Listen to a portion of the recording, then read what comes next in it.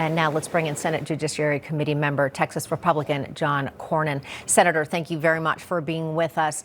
Such a devastating story, but at the same time, I don't know that we can say that it is a surprising story, particularly with what we've seen in this country over the last several years.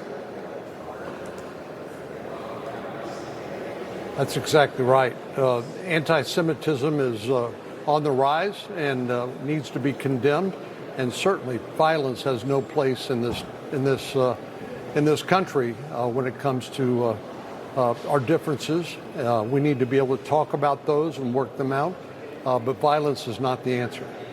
Senator, it's no secret that a lot of this rhetoric that has, many are saying led to this moment happens on our collegiate campuses. The Trump administration has been trying to cut funding, doing things to combat the anti-Semitism. Is enough being done? Are universities doing enough? And many would say they're not. Well, I think there's been a course correction since the election of President Trump. Obviously, a lot of the woke programs and policies of the universities across this country were a big surprise to a lot of people. The blatant anti-Semitism in particular, the targeting of Jewish students. This is unacceptable, and President Trump made clear that's the case. He's issued executive orders, but now we have a new sheriff in town.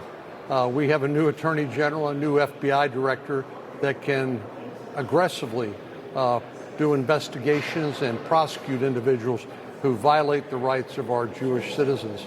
And I think that will go a long way to correcting the direction that we have been on for the last 4 years.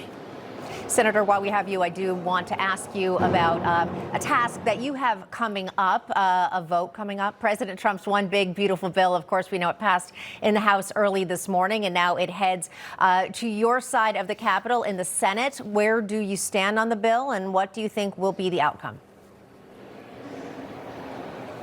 Well, I'm very excited, and I'm proud of the work that Speaker Johnson and the Texas and other members of the House have done now to get this bill out of the House. We now have to go through certain rules differences in the Senate, but then we get our shot. We'll start with the House bill and I think be able to make some improvements. But ultimately, I believe that we're looking at a July timeframe to get this on President Trump's desk. This is really important to avoid a multi-trillion-dollar tax increase, to be able to deliver on many of the promises that the president and other members of Congress have made during the campaign that led up to November the 5th, and to begin the process of bending the curve on our national debt.